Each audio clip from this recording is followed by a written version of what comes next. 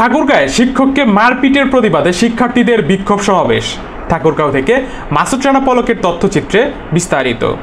ঠাকুরগাঁও সদর উপজেলার মৌলানী উচ্চ বিদ্যালয়ের ভারপ্রাপ্ত প্রধান শিক্ষক ফজলুল কাদের সরকারকে মারপিটের প্রতিবাদে মানববন্ধন ও বিক্ষোভ সমাবেশ করেছে শিক্ষক সহ অধ্যয়নরত শিক্ষার্থীরা।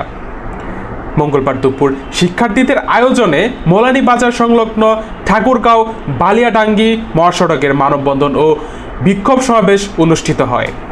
শিক্ষার্থীরা জানান, পূর্ব শত্রুতার জেরে স্থায়ী প্রভাবশালী আফাজ উদ্দিন সহ কয়েকজন যুবক দলবদ্ধ হয়ে মঙ্গলবার সকাল 11টায় মৌলানী উচ্চ বিদ্যালয়ের প্রবেশ গেটে সামনে পথ রোধ করে ভারপ্রাপ্ত প্রধান শিক্ষক ফজলুল কাদের সরকারকে মারপিট করে পালিয়ে যায়।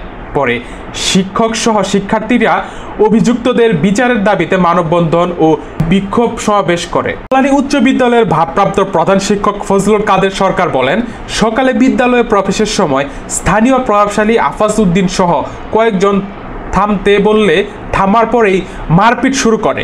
এ সময় চিৎকার করলে আশেপাশের লোকজন আমাকে আহত অবস্থায় উদ্ধার করে। এ ঘটনার মামলার প্রস্তুতি নিচ্ছে। সুমন জীবন মাসুদ বলেন, বিদ্যালয়ে আসার পরে জানতে পারি ভারপ্রাপ্ত প্রধান শিক্ষক ফজলুল কাদের সরকারকে বিদ্যালয়ের গেটের সামনে মারপিট করা হয়েছে। আমাদের বিষয়টি জেনার পর অনেক কষ্ট লাগে। যে শিক্ষক শিক্ষাদানের জন্য বিদ্যালয়ে প্রবেশের সময় মারপিট খায়, সেখানে আমরাও নিরাপদ নয়। এজন্য সকল শিক্ষার্থী একত্রিত হয়ে মানববন্ধন ও বিক্ষোভ সমাবেশ করেছি। অপরাধী শাস্তি না হলে কঠোর আন্দোলনে যাবে শিক্ষার্থীরা। এই ঘটনার পর থেকে অভিযুক্ত আফাজ উদ্দিন পলাতক থাকায় কোনো বক্তব্য পাওয়া যায়নি। ঠাকুরগাঁও সদর উপজেলা নির্বাহী কর্মকর্তা বেলায়েত হোসেন বলেন, শিক্ষককে মারপিটের বিষয়টি শুনেছি। অভিযোগ পেলে তদন্তর সাপেক্ষে প্রয়োজনীয় ব্যবস্থা গ্রহণ করা হবে।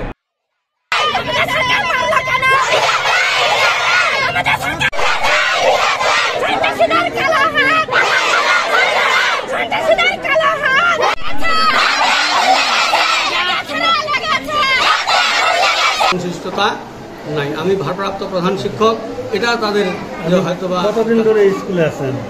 আমি প্রায় 30 বছর ধরে এখানে শিক্ষকতা করছি।